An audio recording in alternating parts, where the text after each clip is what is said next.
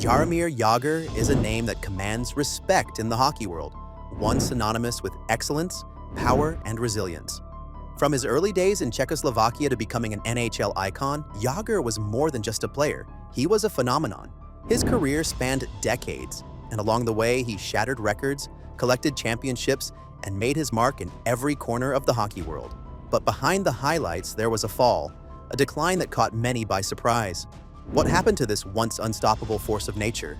Was it simply the result of age, or was there more to Jagr's story than meets the eye? Stick with us as we uncover the full journey, the highs, the lows, and the shocking twist that made Jaromir Jagr a legend. Early beginnings. Jaromir Jagr was born on February 15, 1972 in Kladno, Czechoslovakia, a country still under the influence of the Soviet Union. Life in this communist satellite state was harsh. Opportunities were limited, but Jagr's natural talent on the ice was undeniable. From the age of 3, Jagr was on skates, his father seeing hockey as a potential escape from their difficult circumstances. He spent his early years training tirelessly, performing grueling physical exercises like squats every day, a testament to his dedication. By the time he was 10, Jagr was playing against kids several years older, and he was already proving to be the best on the ice. At 15, he was playing at the highest level in Czechoslovakia. His skill, combined with his strength, made him a standout player. But it wasn't just his physical ability that set him apart. It was his relentless work ethic. Jagr would often stay on the ice after practice, taking extra reps with older players, soaking up everything he could. In 1989, the Velvet Revolution took place in Czechoslovakia, ushering in a new era of freedom. With the fall of the Iron Curtain, new opportunities emerged for young athletes like Jagr.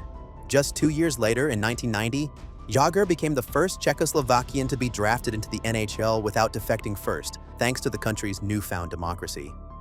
His rise seemed inevitable. He had already proven himself on the world stage at the 1990 World Championships, earning a bronze medal and securing his place as a rising star. Entering the NHL, the 1990 NHL draft was stacked with talent, but Jaromir Jagr stood out. Drafted 5th overall by the Pittsburgh Penguins, his entry into the league was met with high expectations. The Penguins were already a talented team, boasting stars like Mario Lemieux and Paul Coffey, but they needed that final piece to push them over the edge. Jagr was that piece.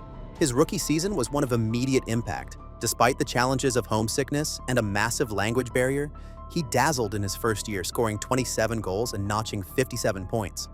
His performance earned him a spot on the NHL All-Rookie team and the attention of fans and analysts alike. But it wasn't just Jagr's skill that set him apart. It was his energy, his style, and his flair. With his long hair and trademark mullet, he became an instant fan favorite. His combination of speed, size, and creativity on the ice was unmatched. He brought an edge to the Penguins that they had been missing. In just his first season, Jagr proved to be more than just a rookie. He was the future of the team. The Penguins' first Stanley Cup championship came in 1991, and while Mario Lemieux was the team's leader, Jagr's role in the championship was crucial. He played a pivotal part in their playoff run, collecting 13 points in 24 games and even earning 5 assists in the Stanley Cup Finals.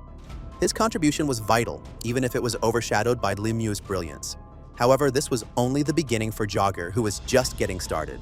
Rise to stardom. By the 1991-92 season, Jagr's presence was undeniable. His game was evolving. He became not only a goal scorer but also a playmaker, combining his physicality with elite vision and creativity. The Penguins clinched their second consecutive Stanley Cup in 1992, and Jagr's performance was outstanding. He tallied 24 points in 21 games that postseason, with one of his most iconic moments being a game-tying goal in the Stanley Cup Finals, followed by his signature no-glove salute that would become his trademark. His skills were evolving rapidly, and so was his role on the team. As the Penguins continued to dominate the league, Jagr's name became synonymous with success, but it wasn't just about team accolades. By the mid-90s, Jagr was breaking records. In the 1995-96 season, at just 23 years old, he exploded onto the scene with 62 goals and 87 assists, totaling 149 points, an NHL record for a European-born player. That year, he won the Art Ross Trophy, given to the NHL's leading point scorer, and solidified his place as one of the league's premier players. The Penguins were a dynasty, and Jagr was at the heart of it all. With Mario Lemieux battling injuries and health issues, the team's success was increasingly tied to Jagr's performance. From 1995 to 1999, he dominated, winning 5 Art Ross trophies and the NHL MVP Hart Trophy in 1999.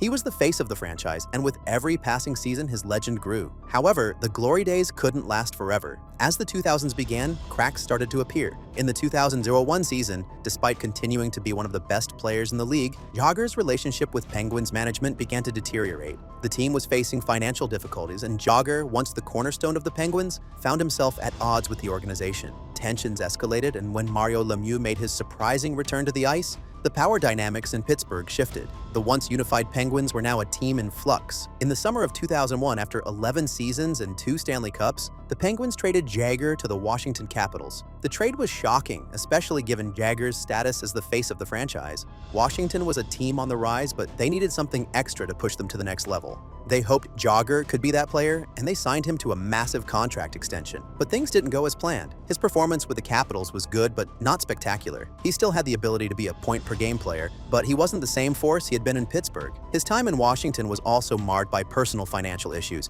including a massive gambling debt and unpaid taxes, which overshadowed his on-ice contributions. The fall. By the 2003-04 season, Jagr's time in Washington had come to an end. The Capitals were struggling, and Jagr, now in his 30s, was no longer the dominant player he once was. His tenure with the team ended in disappointment, and the Capitals, desperate to move on, traded him to the New York Rangers. It was clear that Jagr's best years were behind him, and the Rangers were hoping for a resurgence, though expectations were tempered. At this point, Jagr was not the same player he had been in the early part of his career. His speed had declined, and injuries were starting to take their toll. However, in typical Jagr fashion, he refused to go quietly.